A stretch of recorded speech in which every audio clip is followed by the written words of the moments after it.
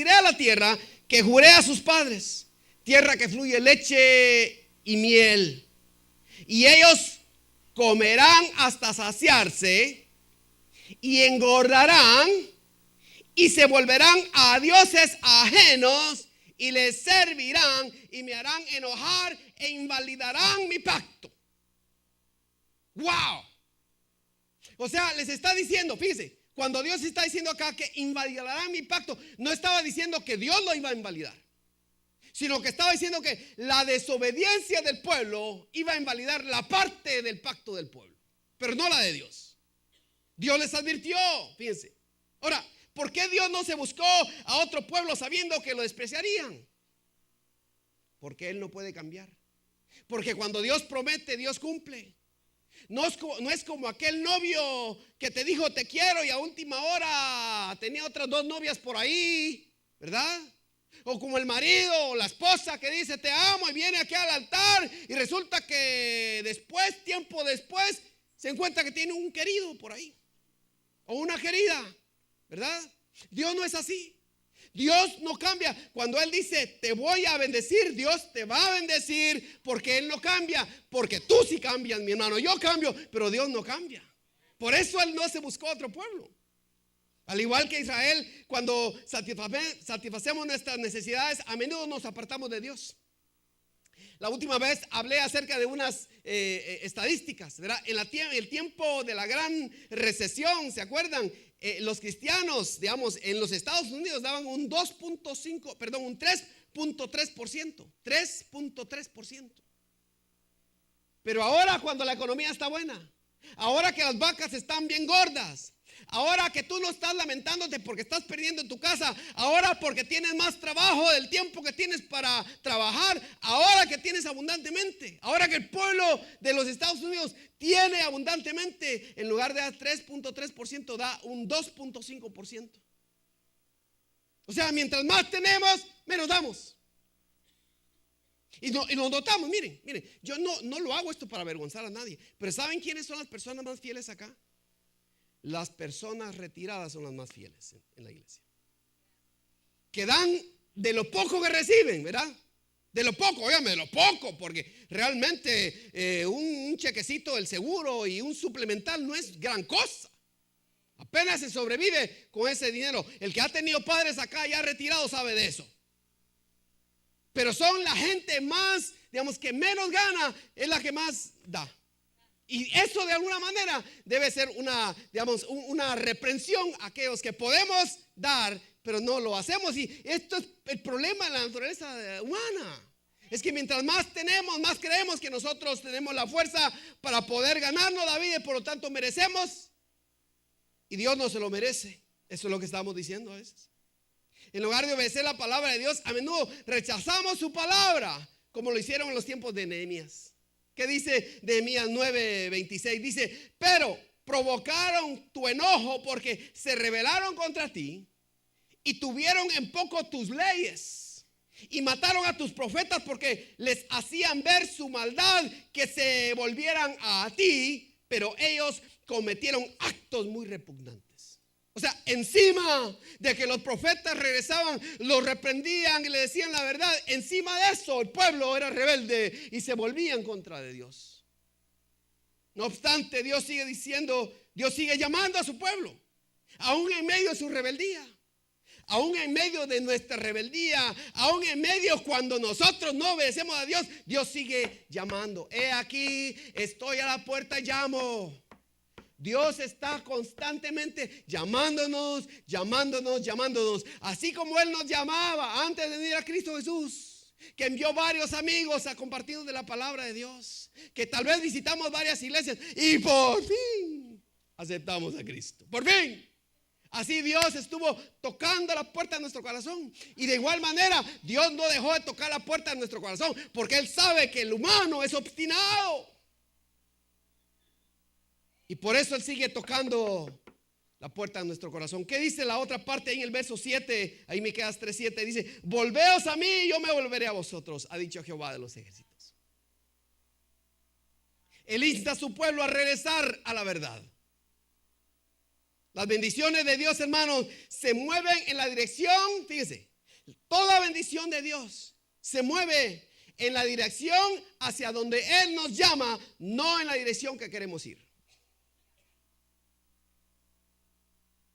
A veces pensamos que Dios nos está bendiciendo en la desobediencia. Dice, no, pues ya, ¿verdad? O sea, Dios me ha de amar, ya tal vez ya me perdonó, pero lo sigues haciendo. Y piensas que esa es la bendición de Dios, ¿verdad? Pero después te das el golpe de tus propias malas decisiones. Las bendiciones de Dios se mueven solo en la dirección donde Él nos llama, no en la dirección que tenemos la propensidad de ir, hermanos. Mira estos tres versos.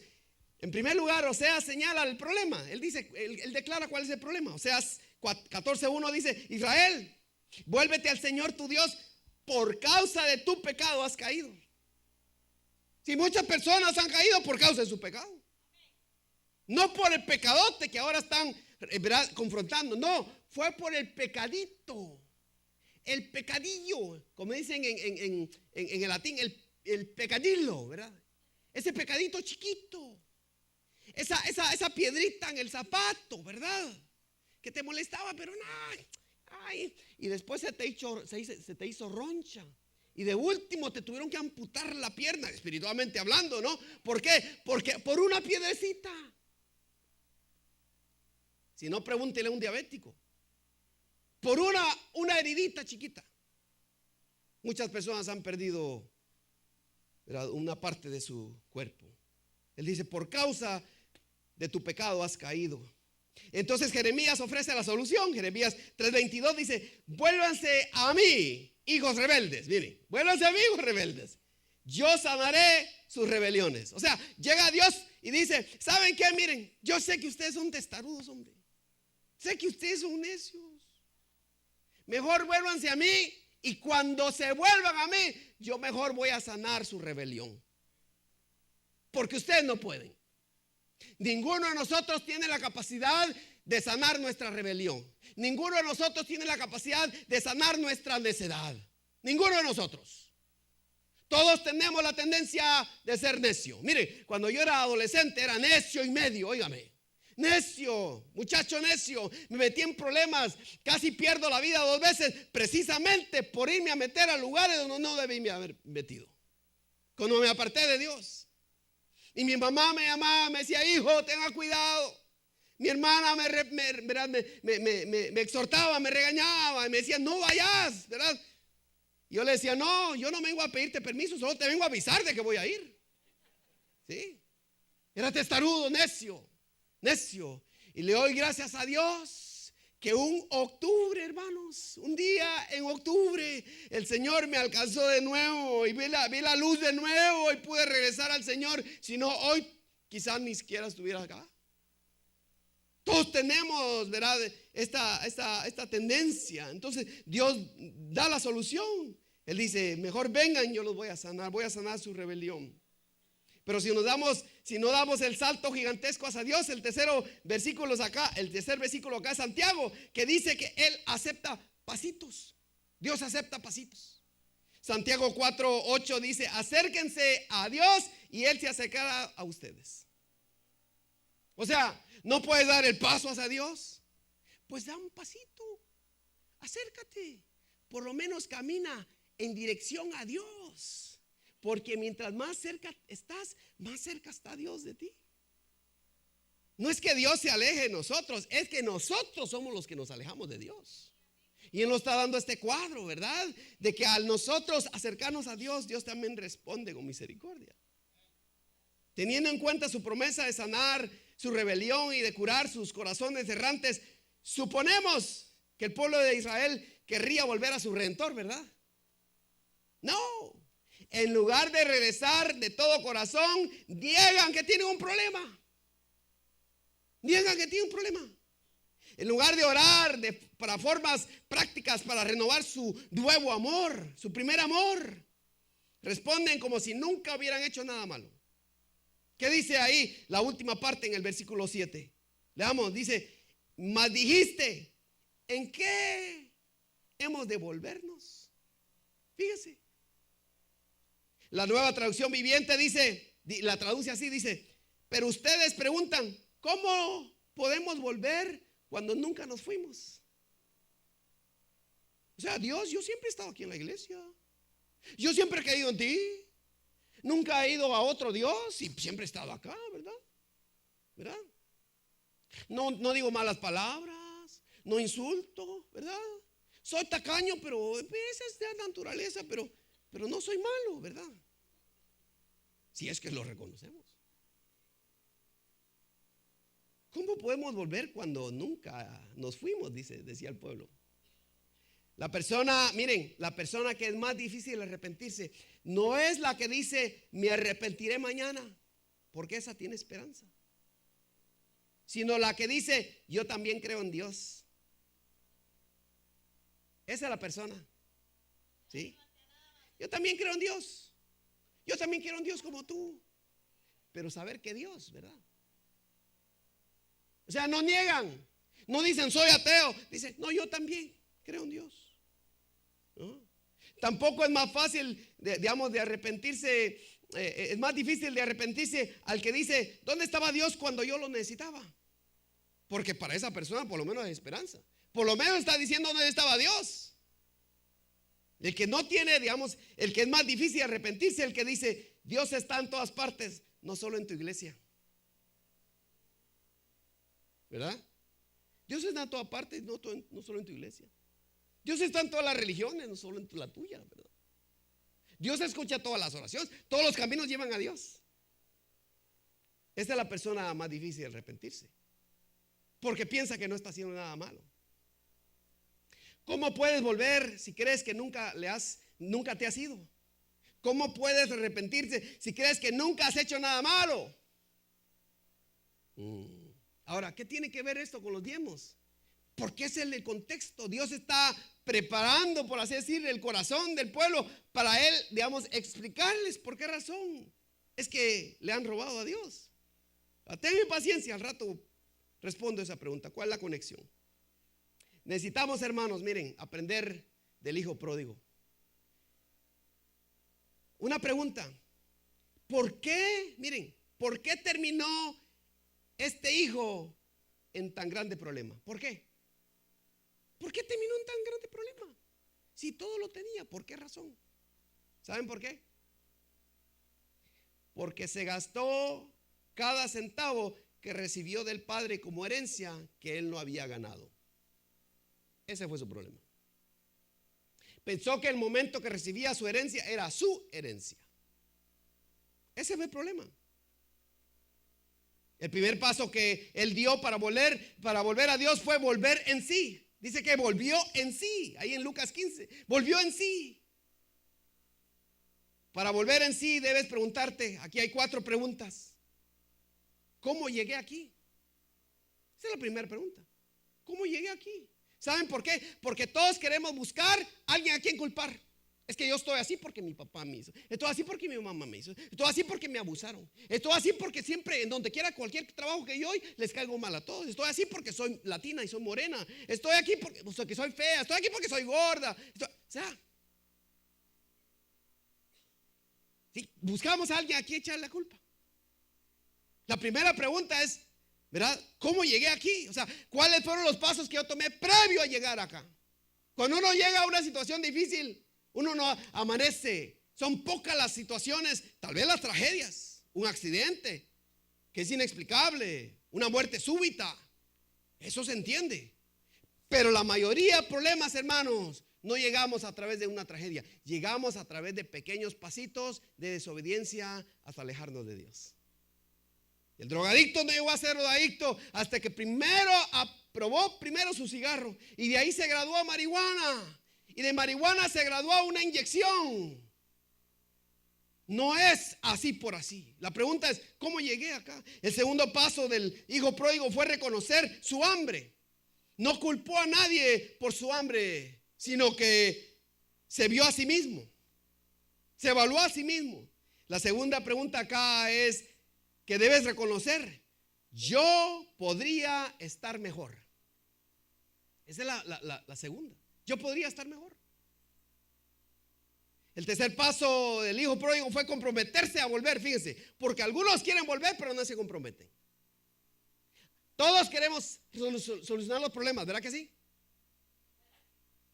No, yo creo que solo la hermana acá creo que quiere, ¿verdad? Solo la hermana allá quiere resolver su problema. Todos queremos resolver nuestros problemas, ¿verdad? Ok, ahora sí. Todos queremos resolver nuestros problemas, pero no todos estamos comprometidos a hacer lo que debemos hacer para resolverlos. No todos. Y entonces, ¿verdad? Debemos comprometernos. Comprometer significa decir, regresaré, es lo tercero. Volveré, dijo el hijo pródigo. Y el paso final fue levantarse y ponerse en movimiento. Y yo te exhorto, sigue caminando de regreso hacia Dios. O sea, un paso, luego otro paso. Tan redundante como eso sea, pero un paso, luego otro paso. Hay creo que una canción en inglés que dice, put your one foot, in front of the other, algo así. O sea, hay que poner el paso y hay que caminar a Dios. Y aunque sea duro, hay que caminar a Dios. Y aunque te sientes abandonado por ese hombre, hay que caminar a Dios. Y aunque te sientes que no tienes nada, puedes caminar a Dios. Y aunque sientes que el mundo no tiene ninguna esperanza, puedes caminar hacia Dios. Mantente en movimiento acercándote a Dios, como el hijo pródigo lo hizo. Es parte de la solución de tus problemas, mi hermano, mi hermana. Es parte de la solución de tu problema. Y de hecho, si tú nunca has aceptado a Cristo Jesús, eso es parte de lo que tienes que hacer. Es venir a Dios. El mensaje de Malaquías fue un llamado a volver, hermanos. Y una forma de volver a Dios es reanudar nuestro compromiso a diezmar. Algunos, tal vez se comprometieron con Dios, pero en el momento, ¿verdad? Los pagos de la tarjeta, el nuevo carro que te conseguiste, el nuevo apartamento al cual te mudaste, las deudas, las enfermedades, y poco a poco tal vez fuiste, ¿verdad? Disminuyendo tu compromiso del 10 al 9, del 9 al 8%, y de último, nada. Parte de arrepentirse es reanudar nuestro compromiso con Dios. Lo segundo, hermano, acá es que debes reconocer que diezmar es importante para Dios. Diezmar es importante para Dios. Mira el versículo 8. ¿Qué dice el versículo 8? ¿Robará el hombre a Dios? Pues vosotros me habéis robado. Y dijiste, ¿en qué te hemos robado? Y Dios responde, en vuestros diezmos y ofrendas. Fíjense que Dios usa aquí, miren, toda la exhortación de Malaquías fue dirigida primordialmente a los levitas, o sea, los sacerdotes y los levitas. Pero en este caso, Dios usa una palabra genérica. Dios usa la palabra hombre. Robará el hombre, dice. Y esta palabra hombre es Adán. Robará Adán a Dios. Eso es lo que está diciendo. Lo cual significa que esta palabra que Dios está diciendo, la está diciendo a toda la humanidad, no solo al pueblo de Israel. Nos la está diciendo hoy a nosotros. Robará el hombre, robará Adán a Dios. En este punto Dios, fíjense, no está preguntando a los levitas, sino que está preguntando a los humanos. Está preguntando, ¿robarán los humanos a Dios? La otra palabra que él usa es robar, que es la palabra kabá en hebreo. Ahora, noten, esta es una palabra muy interesante. Kabá. Esta palabra tenía dos significados básicos. Era un contenedor, fíjense, utilizado en las pesas del mercado.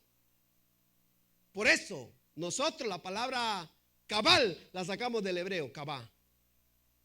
¿Sí?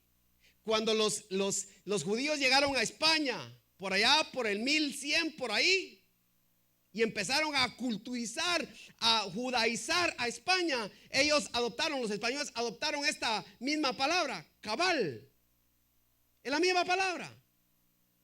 Robará el hombre. La palabra robar acá es cabal. Tiene que ver con pesas. Era un contenedor de las pesas del mercado, ¿verdad? también era un sombrero. También era un sombrero. Ahora, normalmente este contenido es la misma cosa. ¿Por qué? Porque el mismo contenido, el mismo sombrero que usaban, era el mismo con que iban al mercado, le decían, dame 2 libras o 2 kilos, digamos, y quedaban 2 kilos, por así decirlo, en su sombrero. Era la palabra cabal. ¿Sí? Ahora miren, quiero ilustrarles acá algo rápidamente. Miren, a ver si me dan su atención acá, por favor. Miren, acá lo que hice fue, como el pueblo de Israel en aquel tiempo era digamos, una cultura agropecuaria, lo que traían a Dios eran granos. Bueno, yo traje frijoles porque todos estamos familiarizados con los frijoles, ¿verdad? Miren, aquí, ¿verdad? Traje frijoles. Entonces fíjense que el pueblo de Dios traía sus diezmos, ¿verdad? Traía sus diezmos a Dios y los traían. De hecho, Jesús ilustra esto cuando ya en el Nuevo Testamento ya no usaban el cabal o el cabá, sino que usaban el regazo, pero era la misma idea. Entonces el pueblo venía, fíjense, y llegaban, ¿verdad? A los sacerdotes y agarraban el contenido que tenían y lo echaban, miren, lo echaban así. Mire, ¿sí? Y luego llegaba otra persona también, ¿verdad? Con su contenido y lo echaba así, miren, así. ¿Sí? Los dos habían traído supuestamente la misma cantidad, ¿verdad? Pero uno de ellos era ladrón. ¿Por qué? Porque cuando lo saco de acá, miren la diferencia. Ustedes dirán, ¿cómo que está esto? Si algunos te dicen, wow, ¿verdad? Ahora, fíjense, la gente pensaba que estaba, o sea, como nadie los miraba, como los sacerdotes no miraban, pero Dios sí mira, como ustedes vieron, Dios mira el corazón. Por eso Dios le dice, robará el hombre. O sea, uno piensa, fíjense, uno piensa que está jugando el jueguito, ¿verdad? Pero Dios está diciendo, y Dios nos corrige constantemente y nos dice, mira, no hagas eso. ¿Verdad? ¿Cómo podrían estar robándole a Dios? Bueno, miren, primero comenzaron a amar a Dios y terminaron después amando el dinero. Comenzaron a amar el dinero más que a Dios. Al darle cada vez menos a Dios, hicieron de Dios un títere. Fíjense. Porque al Dios omnipotente le damos lo mejor, pero al Dios chiquito le damos algo chiquito. Lo hicieron un títere. Por eso se hacían sus estatuas, sus estatuas. Hacían a Dios, lo formaban ¿verdad? En una imagen. Porque querían que el Dios del universo, mejor querían hacerlo chiquito, porque todo lo que tenían que darle era chiquito. Al dar cada vez menos, en sus mentes redujeron a Dios a un ídolo. A un ídolo. Pero ponga atención, mira. Cuando amamos a Dios, usamos el dinero para obtener lo que necesitamos. Pero cuando amamos el dinero, usamos a Dios para obtener lo que queremos. Si no entendiste, te lo repito así. Cuando amamos a Dios, usamos el dinero. Pero cuando amamos el dinero, usamos a Dios.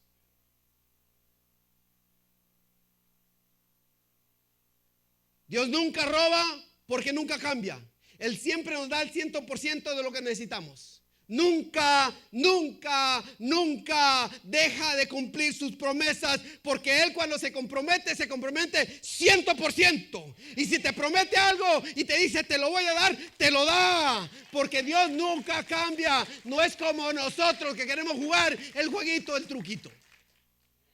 Dios no es así. Y aquellos de nosotros, miren, que hemos sido fieles al dar, podemos atestiguar que nos sentimos felices y satisfechos de honrar a Dios de la manera que Él nos ha mandado. Y de hecho, miren, les voy a decir que aquel que es fiel a Dios hasta se siente mal porque le da poco a Dios. De veras. El 10% no es nada para aquel que es fiel a Dios. Quisiéramos dar nuestra propia vida si fuera posible. Y Dios nos anima a honrarlo con el 10% de nuestros ingresos. Eso es parte de arrepentirse a uno. de regresar a Dios y decir: Señor, te he fallado. Pero aquí hay una manera tangible, porque ¿sabes qué? Si Dios no es dueño de tu billetera, Dios no es el dueño de tu corazón. Porque donde está tu tesoro, ahí está tu Dios. Ahí está tu corazón, donde está tu tesoro. Pero me gustaría terminar con estas dos citas de dos hombres de Dios reconocidos en la historia cristiana. Y si pudieran leer esto acá arriba, lo apreciaría. George Mueller, que ustedes saben, él ministró a los huérfanos toda su vida desde que se convirtió a Cristo Jesús. Y dependía en oración de toda la dádiva del pueblo de Inglaterra para que Dios proveyera a los orfanatorios que él tenía. Él dijo: Dios juzga lo que damos por el dinero con que nos quedamos. Martín Lutero, ustedes saben, el gran reformador, dijo: he tratado de quedarme con muchas posesiones en mis manos y las perdí todas, pero lo que le he puesto en las manos de Dios todavía lo poseo. ¿Sí? Hermanos, en conclusión, Dios quiere un arrepentimiento incondicional, y una forma en que podemos practicar es ser fiel a Dios en nuestros diezmos y nuestras ofrendas. Es algo práctico. A principio, cuando tú lo empiezas a hacer, quizás hasta duele, porque tienes que hacer ajustes en tu presupuesto. Pero cuando lo haces ya constantemente, ajustas tu estilo de vida de manera que Dios viene primero. Y cuando pones a Dios en primer lugar, no solamente tienes una conciencia tranquila, tienes la garantía de que Dios te va a bendecir, porque Dios bendice al dador alegre. ¿Te das cuenta? Sí. Amén. Ya que dar es importante para Dios, debemos también tener cuidado de no robarle a Él. Dios no va a venir y te los va a cobrar. No, Dios no va a hacer eso. ¿Sabes qué va a pasar? Vas a pagar las consecuencias. Eso es lo que va a pasar. No hay peor cosa que tener todo y no poder disfrutarlo. No hay cosa peor que tener dinero para comprar langostas, pero no tener el estómago para comerte una. ¿Sí? No hay peor cosa, mi hermano, mi hermana, de tener tanta ropa,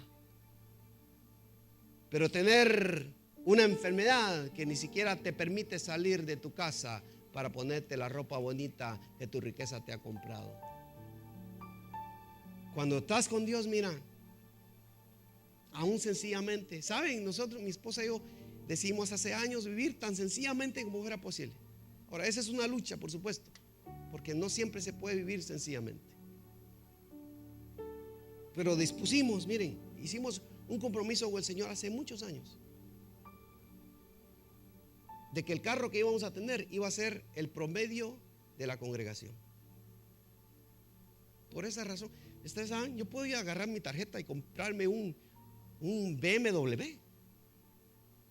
Y para que ustedes sepan, el Mercedes que tengo me lo regalaron, por eso lo tengo, por eso. Gloria a Dios. Yo no podía, no compraría un carro así. Gracias a Dios por la bondad de Dios. Pero aprendimos a vivir sencillamente. ¿Por qué? Porque queremos tener suficiente para honrar a Dios, para que Dios, ¿verdad?, sea honrado a través de nuestra dádiva. Darle a Dios es la forma más tangible en que mostramos nuestra fidelidad por su provisión divina y nuestro agradecimiento por sus promesas cumplidas. Y hablando de la fe de Abraham, Pablo dice en Romanos 14:1 que él estaba plenamente convencido de que Dios era también poderoso para hacer todo lo que él había prometido. Dios es poderoso para cumplir sus promesas, aunque tú no las veas, aunque tú no las sientas. Aquí hay una aplicación específica esta semana y con esto termino. Ustedes saben que estamos en los 40 días de bondad y tomamos estos 40 días, lo concluimos en el servicio de Thanksgiving, porque enviamos cada centavo que recibimos de esto, se lo enviamos a los niños pobres de México, a Guatemala, a El Salvador, a Nicaragua y a Cuba. enviamos cada centavo que entra, se va directamente a bendecir a estos niños. Con un regalito de Navidad, con algo, con zapatos para los niños que no tienen zapatos. Por eso lo hacemos. Y a veces creemos que, ¿verdad?, es una trivialidad o tal vez nos cuesta buscar. Miren, esta semana busquemos en nuestras casas, en nuestras bolsas, en nuestros autos, para bendecir a estos niños pobres en nuestros países. Abordaré los versículos 9 y 10 la próxima vez, Dios mediante. Pero hoy ya he establecido de alguna manera los cimientos, ¿verdad?, que nos va a ayudar para estudiar bien o mucho mejor los versículos 9 y 10. Pongámonos de pie, por favor.